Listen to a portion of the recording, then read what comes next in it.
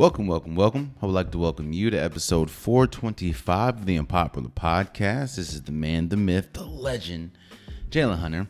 Here at the Unpopular Podcast, normally I ask you to agree with me and ask you to hear me out. I think it's funny how people understand how difficult it is to go from college to professional life. How difficult it is to find a professional job, how difficult it is to graduate college and then to go into the real world. People understand that that is a difficult feat. College, while yes, college is programmed, college is designed to help you be a better citizen moving forward. People understand in real life how difficult it is to go from college to the real world, but they don't apply that knowledge to professional sports. Because even though it's hard for people to look at it that way, sports is a job. Sports is another way of life. And college sports, college football, college basketball, college baseball is much, much different than professional basketball, professional football, professional baseball.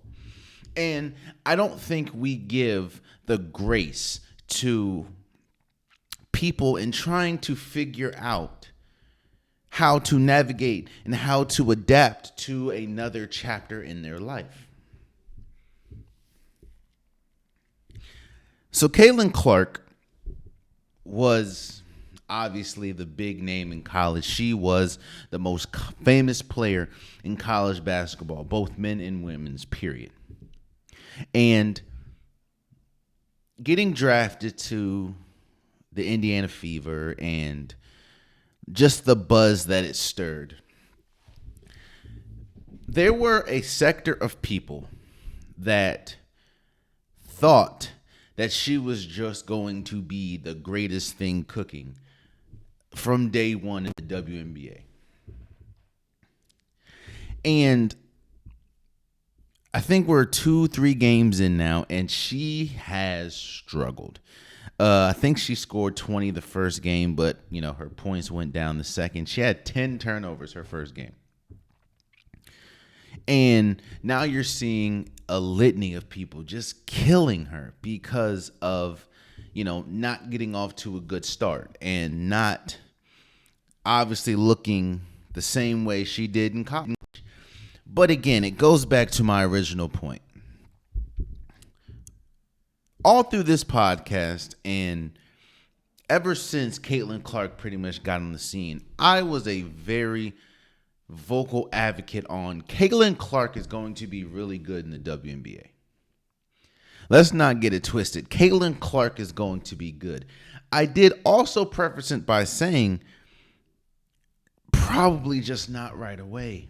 It's very rare that a college player just comes into a league and just tears it up from day one. There's only a few people that have done that. Not many. So when we're seeing Caitlin Clark struggle, we're like, yo, what is going on? Was what we saw at Iowa a fluke? No. It's just now you're playing against a full roster of professionals. I don't think what Caitlin Clark did was fluke, obviously, in Iowa, but I do think that what happened in Iowa is not going to happen in the WNBA. And I'm going to tell you why. Outside of what Kate Martin, Caitlin Clark was playing on a team where she was 90% of the offense. And with you being that integral to your offensive or your team's offensive success, you start to develop a mindset of, I have to get it on my own. I have to take 26, 27-foot bombs. I have to do it all because my team counts on me to do that. And seeing as though she was obviously the best college player in America, there's not going to be another person on your team that is close to you as far as skill, as far as importance. And with her reliance on obviously her skill and just how good she is, that's one of the biggest reasons why she was able, and she had such a green light, obviously because she was good, but her light was so green because they needed her to be that good. They needed her light to be that green. And when you look at the competition, it's very rare that on a given night you're playing against a WNBA player. You're playing against a professional. And you see that with just how many women got drafted and essentially didn't make a team.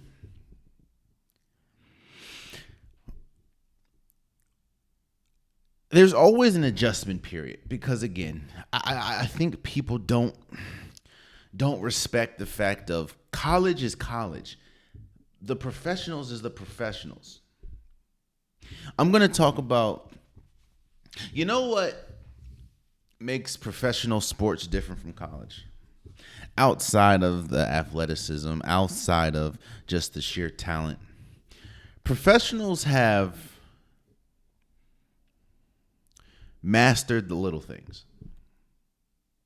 They mastered how to do the little things on top of being world supremely talented, on top of working and grinding and practicing. Professionals have been able to maximize the little things.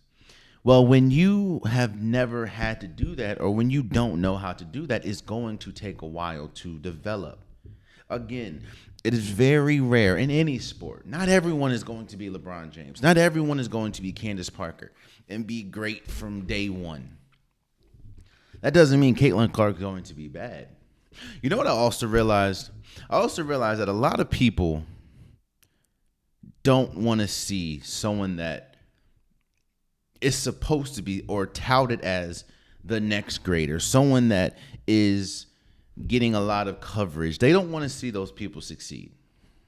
There is a hive of people hoping that Caitlin Clark fails.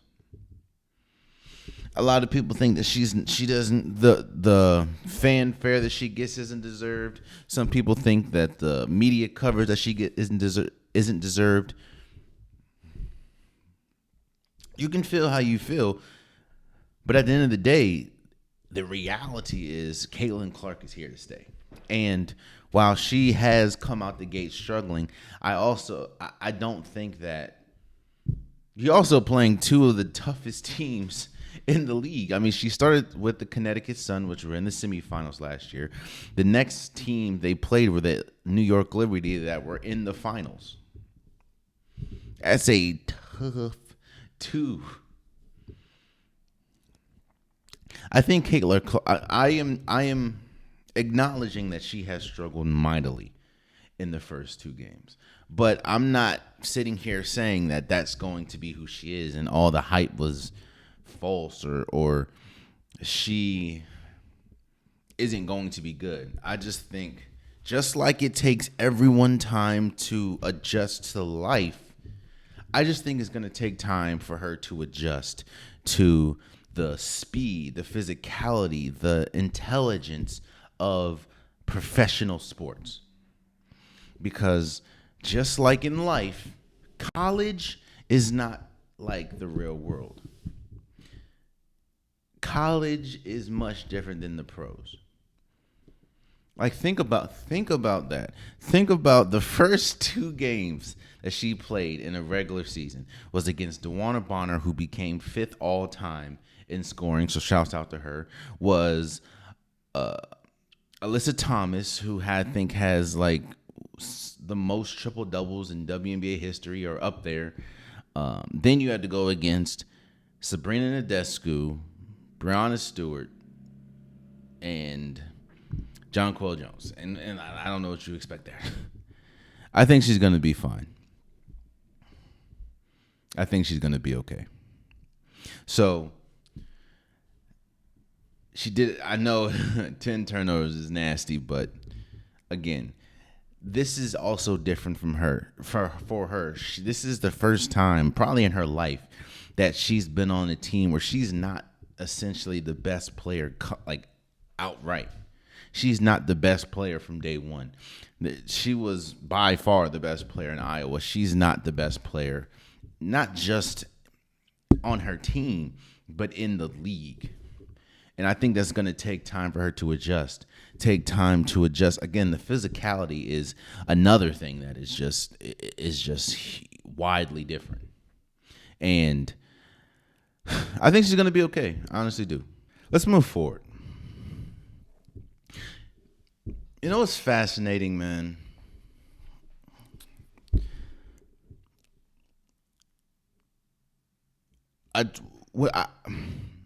These last few episodes, obviously since the playoffs started, one theme on this podcast has been the reevaluation period.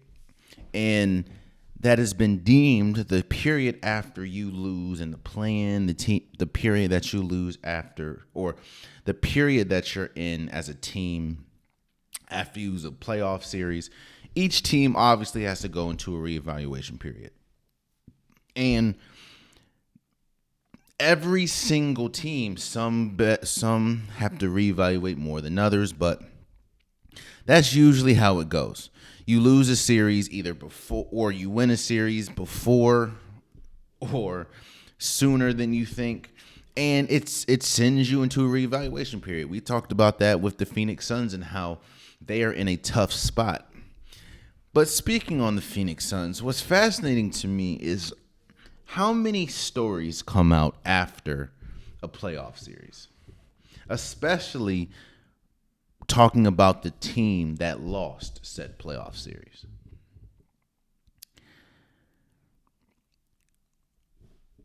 I've been very vocal about how I feel about Donovan Mitchell.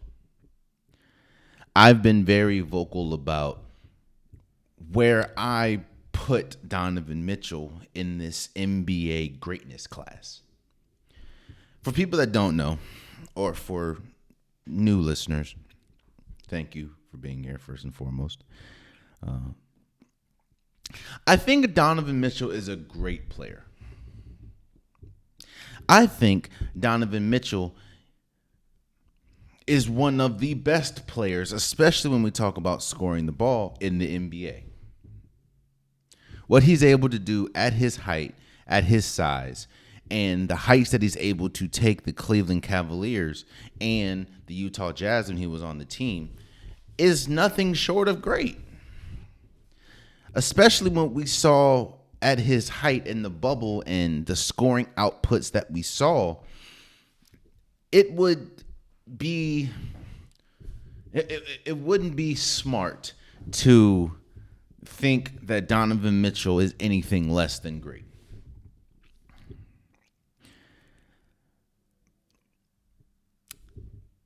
But in the same breath, I've always said that there's a difference between being great and being a star and being a superstar.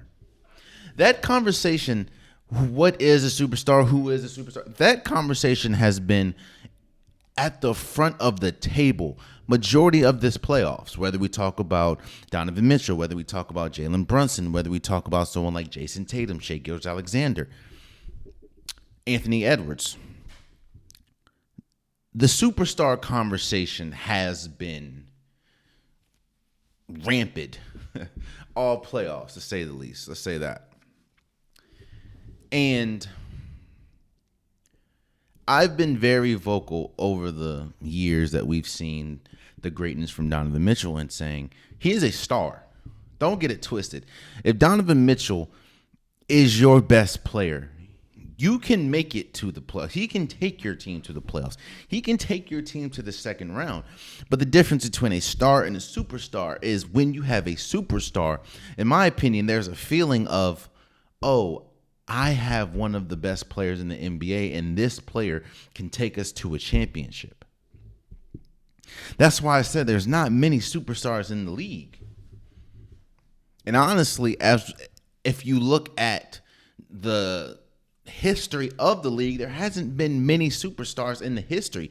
Not saying that a superstar has to take you to a championship, but you feel, for instance, Charles Barkley was a superstar. Never won a championship. He went to one, obviously, but he was a superstar. John Stockton was a superstar. They never won a championship, but they were good enough. John Stockton, along with homie, not going to say his name, was good enough to get the Jazz, to get Phoenix to a championship. Donovan Mitchell has never been a superstar, in my opinion. He's been great. He's been a good player. He's one of the best scoring guards in the league. But he's not a superstar. And I think the issue comes in as he has been viewed that in Cleveland, which goes back to my point in saying I always think it's funny and I think it's interesting, all the stories that come out after you lose a series, especially after you lose a series, whether you expected to win or not. After you lose a series before the destination you think your team is supposed to be. All this week and all last week, well, since the Boston Celtics beat the Cleveland Cavaliers in 4 in the second round, in 5, they beat them 4-1. It's just been story after story after story. Rumor after rumor after rumor coming out of this Cleveland Cavaliers organization, whether it's with Donovan Mitchell and him not being happy with where they are as a team, or not being happy with the development or the lack of development from some of his key teammates like Darius Garland, like Evan Mobley. Or the team not being happy with Jared Allen, who didn't play any of the series due to rib injury.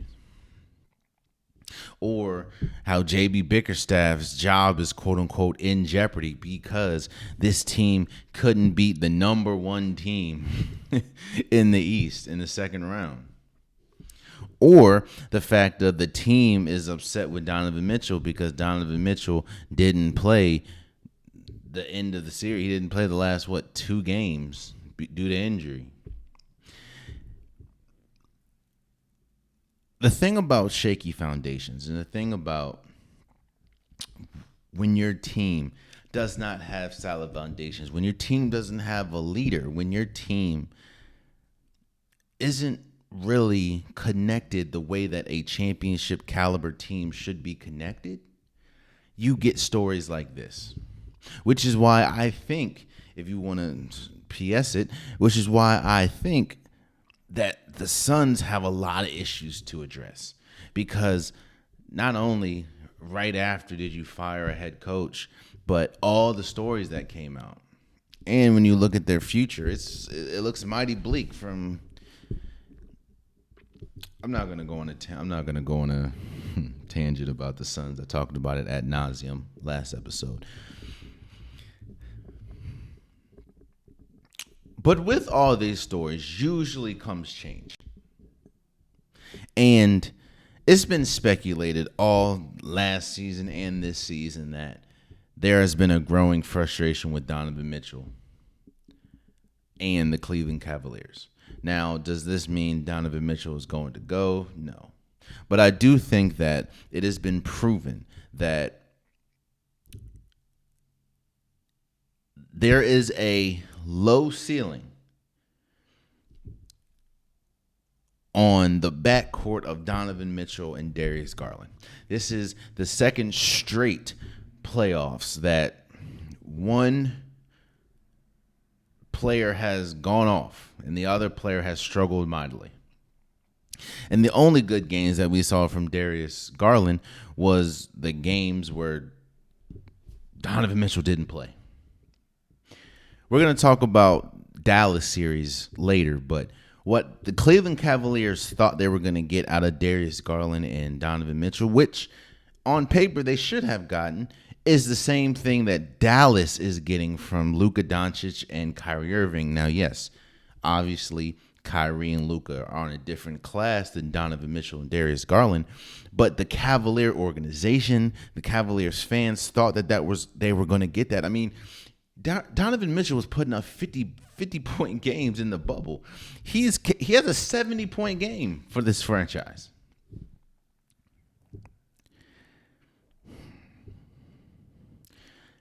I think once you start hearing stories like this, especially so soon after the season ended, there's going to be change. And I think there's going to be major change. I don't know if Jared Allen is going to be here next year. I don't know, or here, let me say, is going to be on the Cleveland Cavaliers next year. I don't know if Donovan Mitchell is going to be on the team. I don't know if Darius Garland is going to be on the team. But I do think that there is going to be change. And I will also finish this before moving on by saying this. This is what happens when you put superstar expectations on a non-superstar player. Again, don't get me wrong. Donovan Mitchell is a great player, but he's not a superstar. And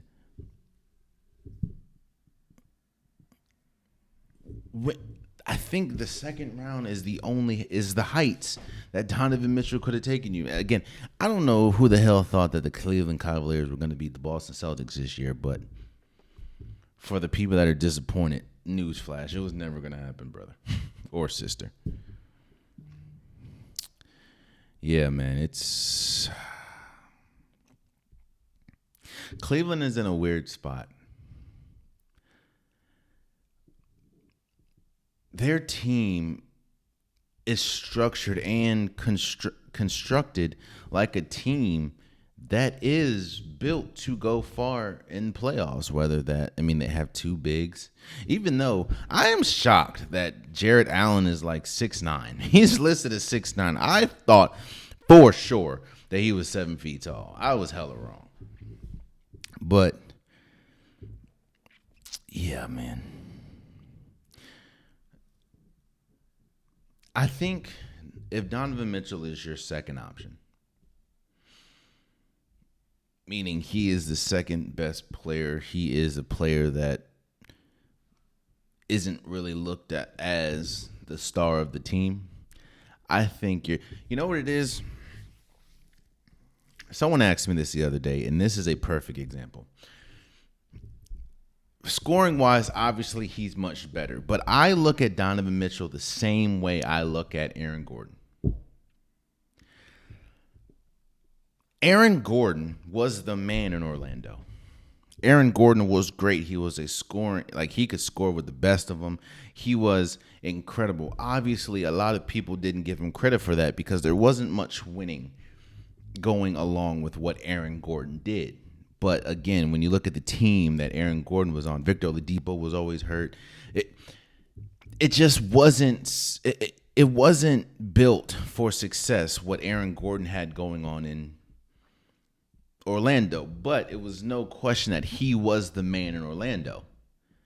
But there also was no question that when Aaron Gordon is your best player, there is an obvious ceiling that is not championship.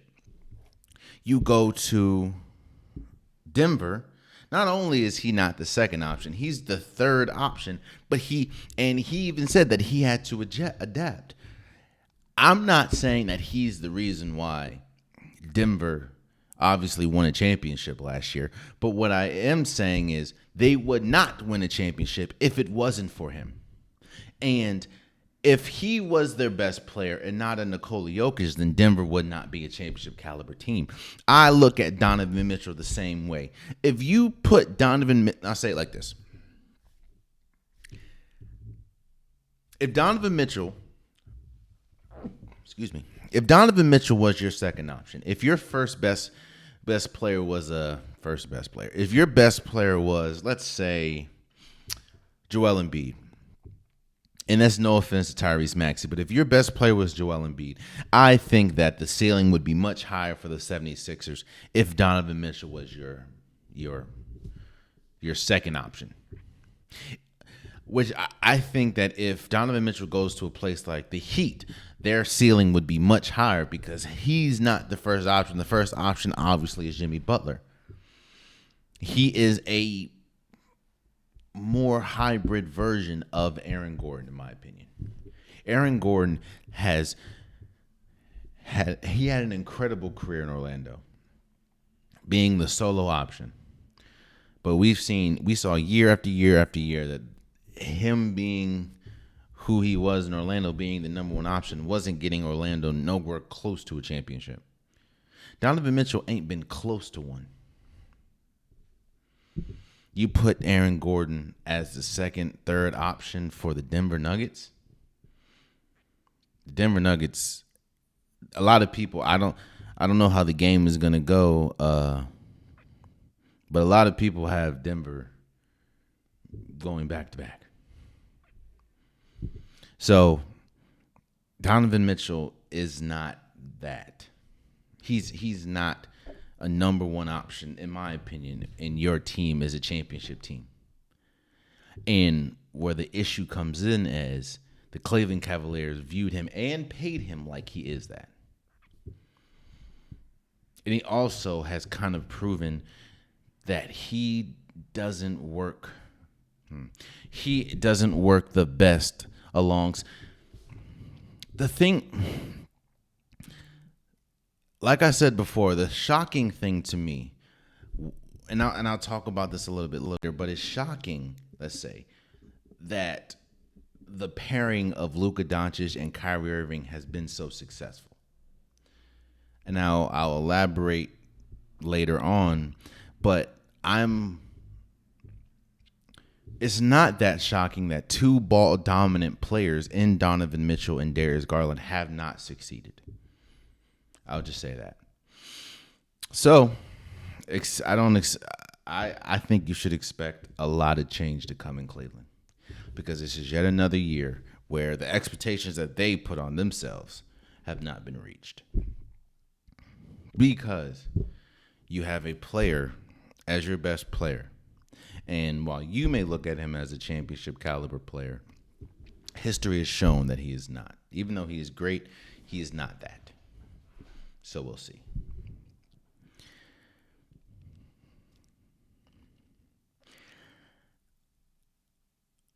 Let's move forward and let's talk about some of these playoff series that we have.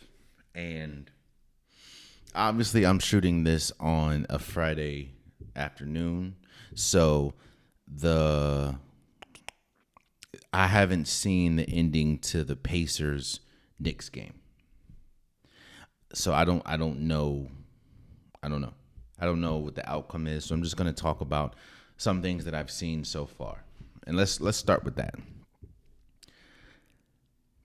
Do you know why they say defense wins championships? That is a obvious, famous mantra that is around sports, mainly basketball and football. They say defense wins championships. Do you know why? In fact, if you look at this Knicks and Pacers series, that should tell you and show you why they say defense wins championships. Now, don't get me wrong. None of these teams, neither the Knicks or the Pacers, are defensive juggernauts. So don't hear me say that they are great on defense. What this series shows you and why they say that defense wins championship is because when you look at this Pacers team, the Pacers have everything that you need in an how do I say this? The Pacers are relying on something that can be fleeting. That's what it is. That is why they say defense wins championships, because offense can be fleeting. When you rely on something that can be as that can be as changing as water, then that's not a sustainable thing. Again, you go back to every single champion outside of obviously Denver. Last year, most teams, almost every single team, did not rely on just offense alone. Each team was a top 10 defensive team. And I think the last Lakers win as well. The last Lakers when they had Shaq and Kobe, the last year of the three-peat. It's no question that when the Pacers are firing on all cylinders, they're the best offensive team. Probably, well, they statistically have been one of the best offensive teams in basketball this entire year. But the reason why a lot of people have no faith in right now, as we speak, they're down 3-2, is because they rely so heavily on their offense clicking. They don't play a lick of defense. And what the Knicks, what we've seen in this Knicks and Pacers series is when their offense starts fleeting, when their best player in Tyrese Maxey, who is obvious that he's playing hurt, but when he is unable to get it going, when Miles Turner's unable to get it going, and you don't really have another option, they don't have a second punch. Their first punch is offense. Well, when your first punch is so unreliable or can be, let's say, so unreliable, no matter how good you are, everyone has a bad day. Steph Curry is the greatest shooter the world has ever seen. He has multiple games where he shot 0 for 10, 0 for 9, 0 for 8 from 3. If the greatest shooter ever can have bad games, that means that no one can be perfect. And the Pacers, they have relied on their offense and their offensive speed all year. Well, now you're dealing with a team, even though the Knicks are incredibly beat up, when you have almost an entire roster out with injury. The reason why the Knicks are able to do what the Knicks are doing outside of Jalen Brunson being great is they still defend. Josh Hart defends, even though, it's not the best offense or defense. I'm sorry. Jaylen Brown and Dante DiVincenzo, they do their best. OG Anunoby, who's been injured most of the series, he's a great defender, one of the best on-ball defenders in basketball. Again, I'm recording this Friday afternoon, so I don't know what happened in Game 6. But I will say I don't think the Knicks are going to lose. If they do, okay. But I also don't give the Pacers a shot in heaven or hell. If they do essentially beat the Knicks, I don't give them a shot to beat the Celtics, because to beat the Celtics, as we've seen at least one or two games this entire playoffs, you need some type of defense. And the Pacers don't have that. So I have the Knicks. Again, I don't know. I'm going to predict that the Knicks win tonight, but I don't know. If not, we'll see. But defense assuredly wins you championships, because that defense is one thing that isn't as quote unquote fickle as offense. Defense, outside of obviously thinking defense is a mindset thing. Your shot can be off terribly. You can always get into a defensive stance and try to stop your guy.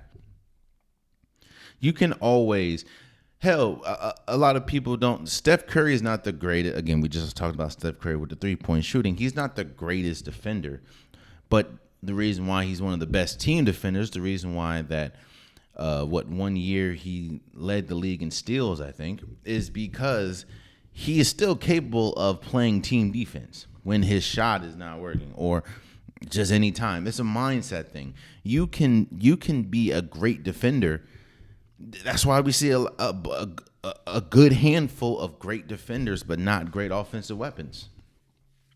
Defense is not as fleeting as offense, which is another reason why they say defense wins championships, because your shot can be off.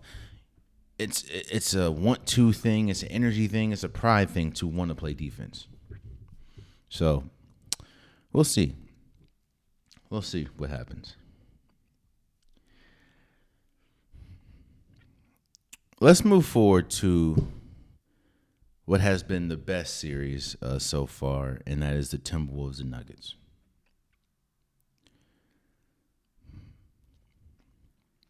What's fascinating about this team or about this series is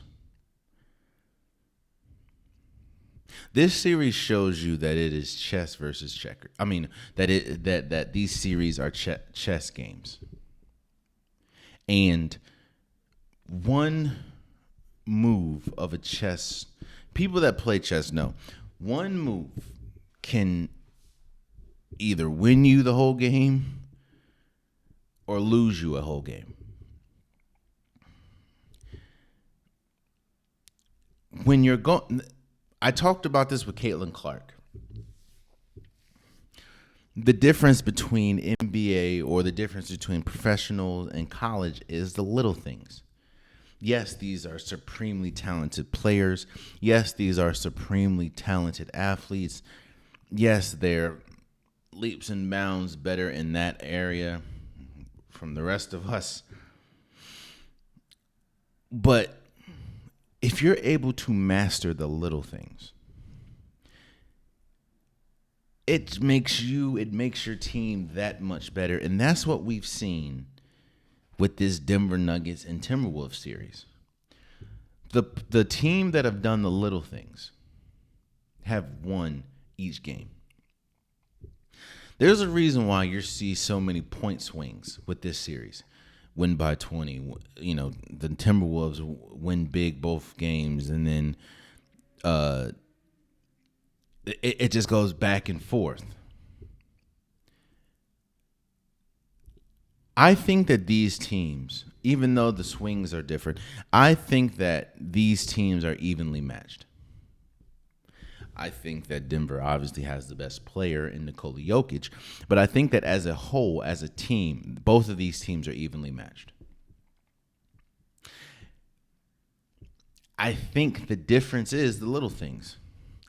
Defensive changes, which team is hitting and which team isn't. I think both teams are going to play good defensively. So if you're able to capitalize, you both of them have superstars. I think that actually I'm gonna hold off in saying Anthony Edwards is a superstar, but he is damn close. I kind of put him in the same category as I put Jaylen Brown right now. But obviously you have a superstar and 3-time MVP in Nikola Jokic.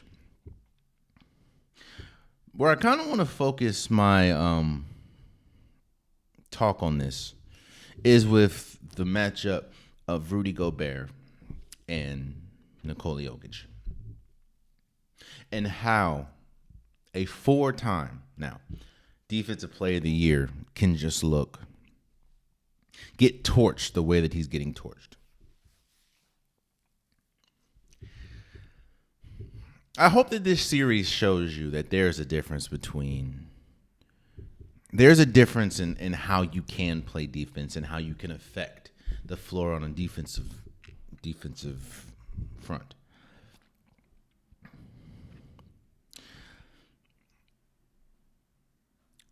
Rudy Gobert is one of the best rim protectors that we have ever seen in the NBA. When you talk about his length, when you talk about his hand size, when you talk about just his tracking ability around the rim, he is one of the best rim protectors the league has ever seen. Not the best, but one of the best. The issue with Rudy Gobert is that is 98% of his defense, or his defensive superpower. Let's say that. 98% of his defensive superpower is protecting the rim. Well, what this series, and honestly, what every single playoff series that Rudy Gobert has been in should show you is, as crazy as it's going to sound, defense is a major weakness for him over a strength in the playoffs. Because one thing that I've said, and one thing that we know for damn sure, is what a playoff, and I've said this before, what a playoff series is going to do is it's going to expose your weaknesses as a player. It's not just Rudy Gobert. Let me not say that. Everyone has weaknesses. Nikola Jokic's defense, that's his weakness. I mean, Nikola Jokic, that big of a guy, he's not the best defender. Anthony Edwards, he turns the ball over way too much. And for some reason, he continues to try and dribble through double teams. You stop turning the ball over, just saying. Karl Anthony Towns, I don't know what the hell Karl Anthony Towns we're going to get. Either he's great or he's a no-show. There's no in between. Jamal Murray, if he's not hitting shots, he ain't doing much else. In fact, if he's not hitting shots, he's more of a liability than anything. A playoff series is going to expose your weaknesses. It's also going to expose your strengths, With Rudy Gobert, one weakness that he has always had is defense away from the basket, having to guard one-on-one, having to defend a player outside of the paint or away from the basket. He doesn't have the verticality, speed. He doesn't have the horizontal speed. He doesn't have it. And what the Nuggets are doing, and what Jokic is feasting on, is making Rudy Gobert guard away from the paint. And that has been a huge hindrance for the Timberwolves. Rudy Gobert has been more of a negative on the defensive side of the ball than positive. Because another thing, I said that we just talked about, defense is a pride thing as well. Well, if you're getting dominated, some players get upset and try to, it's not going to happen. Some players just break down the weather, and that's kind of what we're seeing from Rudy Gobert. He has been getting torched. Like it ain't even. Now, Game 6, I think that was the most obvious thing ever that was going to happen in Game 6, that the Timberwolves were going to destroy the Nuggets. I didn't think that it was going to be a 45-point game, but you're playing with your back against the wall. You're down 3-2. They just won 3 straight. You had a bad game, Game 5. You knew everyone was going to be firing on all cylinders against the Timberwolves, and they embarrassed the Nuggets. Now I did see something. I also realized that Rudy Gobert is not the most physical. I didn't just realize it, but he's not the most physical defender either. And what you're seeing is Nikola Jokic and Aaron Gordon are getting extremely physical with Rudy Gobert. To me, and as we saw Game 5 and Game 6, the key, going into it, I said that the key to this series is Karl Anthony Towns. If Karl Anthony Towns plays well, they win the game, they win the series. And that's kind of been the thing for every game that Karl Anthony Towns has played well, the Timberwolves have won. But I think the bigger X factor in this now is Mike Conley, because Anthony Edwards can play point guard, but that's not his strength. And if you have Mike Conley able to alleviate some of the responsibility, I think you have a shot in Game 7. Now I think that we are going to see the best version of the Nuggets. I mean, you just got embarrassed by 45. You're going to see the best version that we've ever seen with the Nuggets in Game 7. So we'll see. Are we going to get the best version of the Timberwolves? I don't know. But I know, again, the point differentials have swung crazy, and I do think that obviously Nikola Jokic is the best player in this series, so Denver has the best player. But I don't think that there's much much difference. There's a drop off between both teams. Honestly, I think that both teams are kind of equally matched, and whoever does the little things is going to win the series. So there's that. I have a couple things about this Thunder Mavericks series that I want to discuss real quick. I think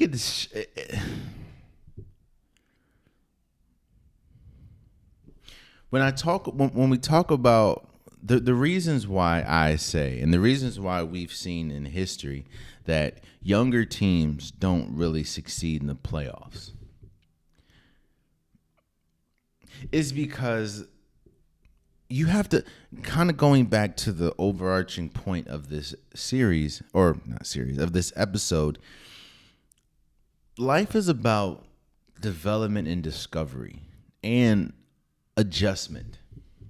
Once you discover something, especially if it's going to be in your life, you have to adjust to it. And the only way that you can adjust to it is going through it and understanding what you did right, what you did wrong.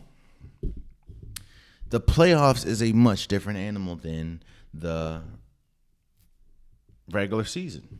Teams that are usually first-time teams don't understand that. And I guess I'm here to show how is that proven? How can we prove that, right?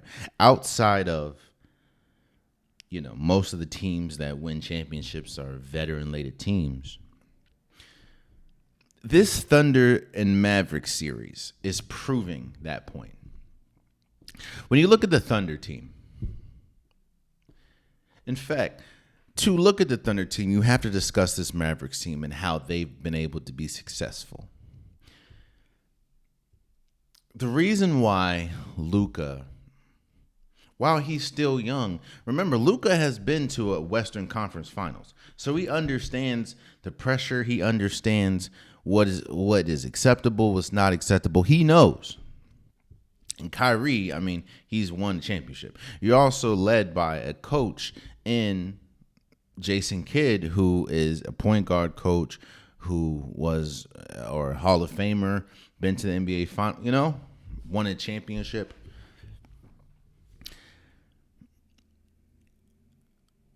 With inexperience usually comes mistakes, because you don't know what you don't know.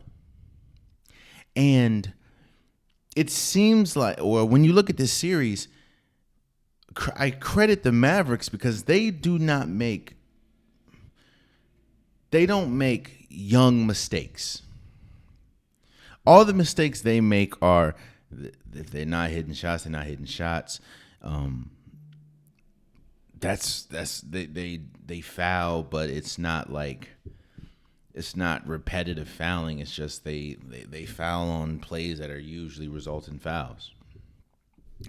What the Thunder are doing, not the Timberwolves, I'm sorry. What the Thunder are doing, they're showing their youth by how they're playing. Because I don't know if you've noticed, almost every single game the Thunder have been down big. There's maybe one or two games in this series where the Thunder haven't. Almost every single game the Thunder have been down big. Almost every single game Lou Dort is in foul trouble. Chet Holmgren doesn't have as many rebounds as you think he should have. And they just benched Josh Giddey mid series. What young teams do is they foul the same way.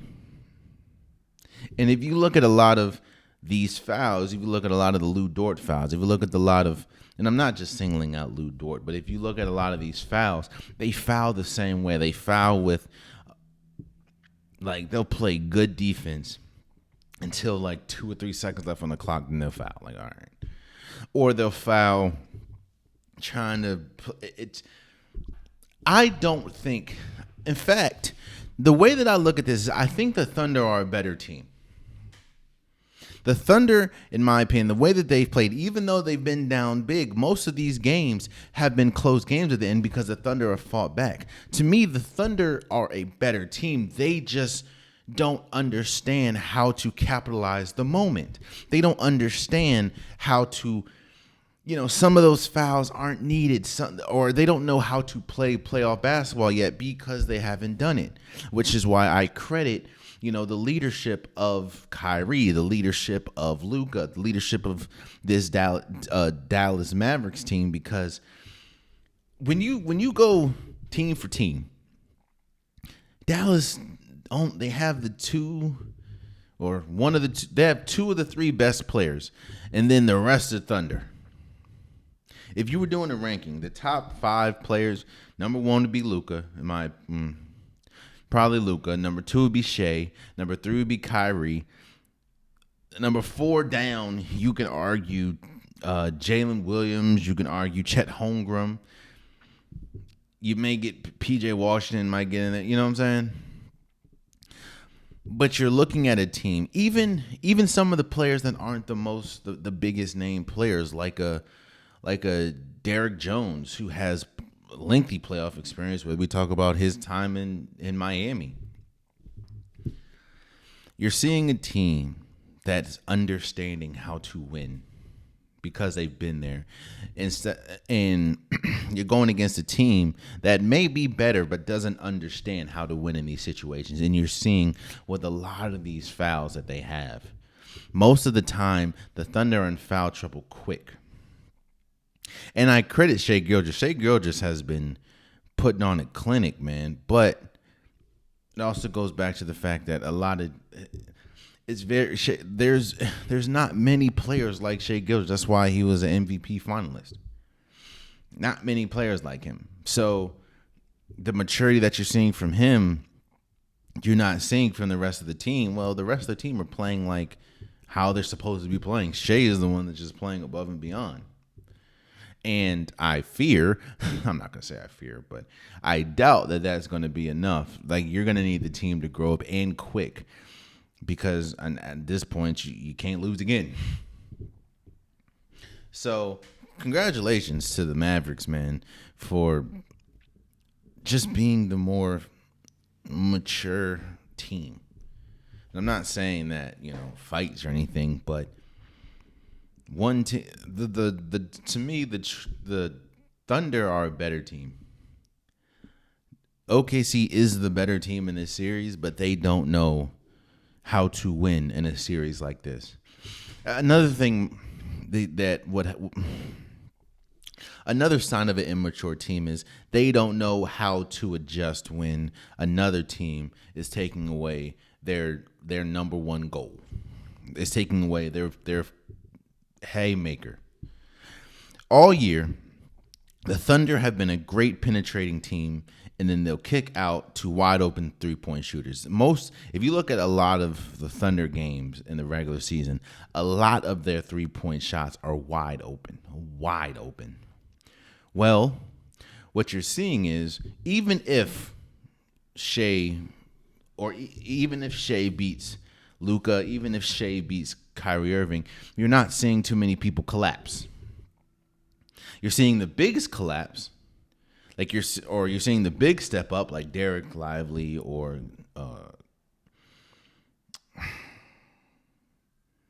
I'm looking at this dude. The bigs. I totally forgot his name, bro. The big step up. But you're not seeing many people shrink. So when Shea's kicking out, the Thunder don't have as many wide open threes. Yeah, they still get some from time to time, but they don't have as many wide open threes as they would in a regular game. Well, that's throwing a lot of people off their game.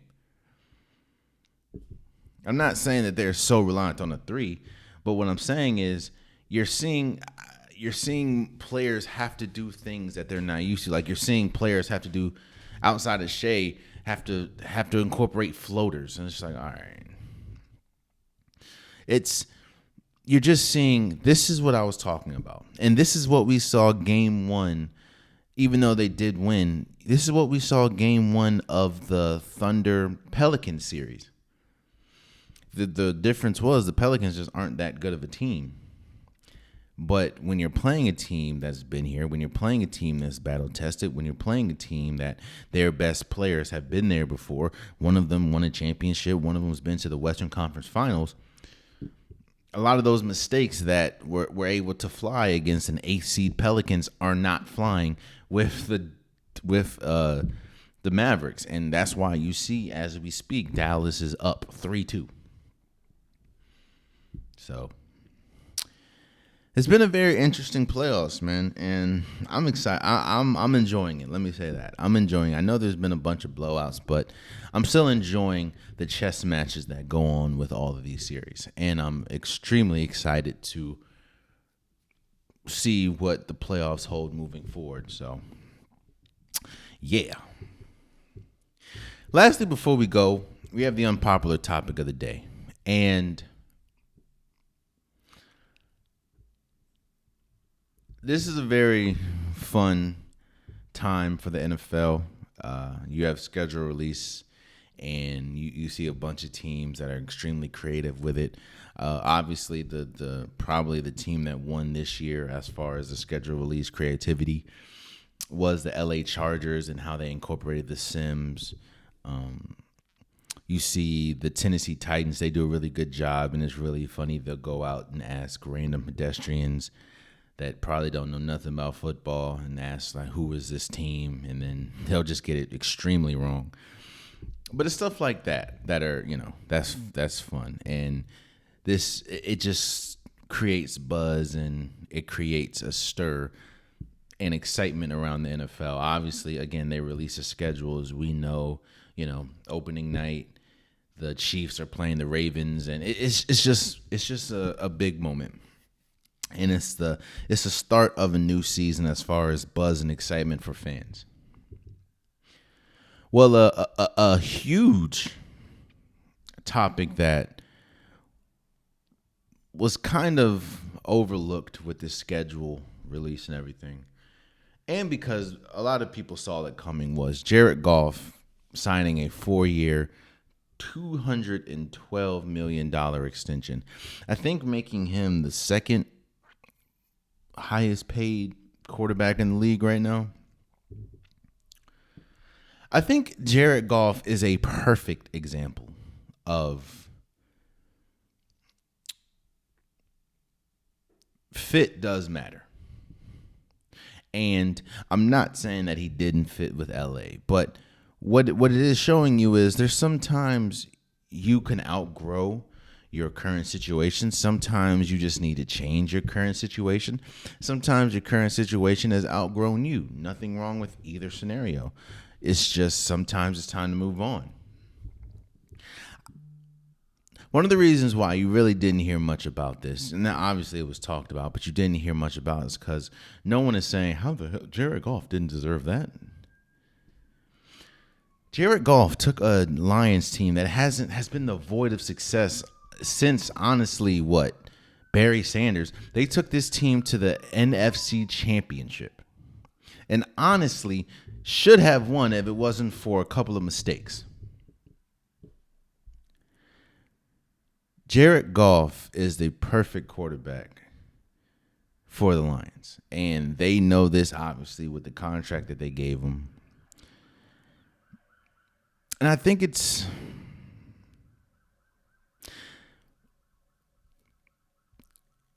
I don't know if Jared Goff, I put Jared Goff in that quarterback class that he needs a lot around him to go right for him to succeed. Kind of like, I think he's a better quarterback than Kirk Cousins, but I kind of put him in the same class as that a little bit.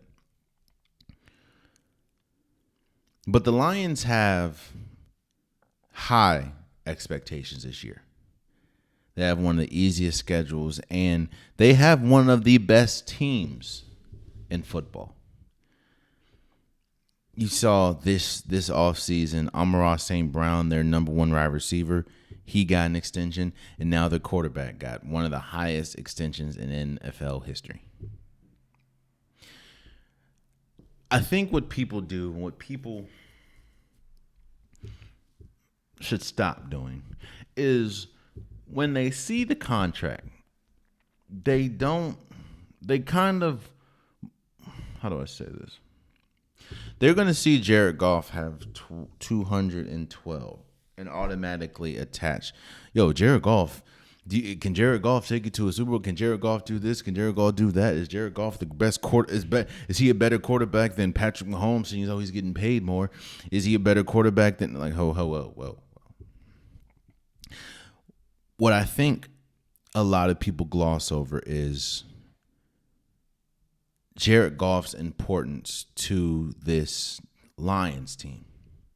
Jared Goff may not be worth 212 when we talk about the totality of the NFL, but he is, and he has shown that he is worth $212 million to the value of the Denver or Detroit Lions. So let's not compare Jared Goff to, some of the other quarterbacks. Why do I keep saying the Denver? The Detroit Lions think that Jared Goff is worth that to them. And you can say, I don't know where the argument is. Again, he took this team to the NFC Championship. Bro, do you realize Jared Goff has been to a Super Bowl? I'm not saying he's a scrub. I'm just saying he hasn't won it, but he's been to a Super Bowl. He's good. I think the way that, the Super Bowl went down and how everything kind of ended in LA didn't, a lot of people don't forgive that or can't forgive that, and outside of before last year. But yeah, I think I'd do that too. I gotta stop doing that. I know that's probably the market as far as extensions or whatever, but I'm not comparing Jared Goff to a Lamar Jackson or Patrick Mahomes or Joe Burrow or anything. What I'm saying is the Detroit Lions felt that he was worth $212 million as an extension. And it's hard to argue that because, again, or it's hard to argue against it because the man took them to a Super or NFC Championship. It was a couple plays away from going to a Super Bowl, the Lions' first Super Bowl in franchise history. So congratulations to Jared Goff. Well deserved, man. There you have it, man. That's been today's episode of the Unpopular Podcast. I truly, truly, truly appreciate you guys. If you want a Unpopular Podcast shirt, hoodie, sweater, long sleeve joggers, the link is in the description below. I have multiple different colors, multiple different designs. Get your Unpopular Podcast merch today. Also, please subscribe to the YouTube channel, man. I appreciate everyone that already subscribed. I appreciate everyone that comments, even though some of the comments be crazy. But I appreciate you guys.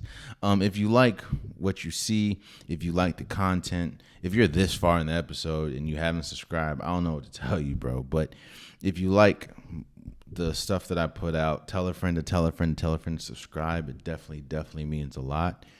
Also, if you listen on the DSPs, I understand that there's some people that only listen to me on the DSPs. There's some people that only watch me on YouTube.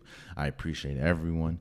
If you do listen on the DSPs, whether that's Apple Podcasts, Spotify, SoundCloud, please follow, please subscribe. It means a lot. No supporter is more important than the other, and no platform is more important than the other. So whatever platform that you listen or view me, please subscribe. It means so much.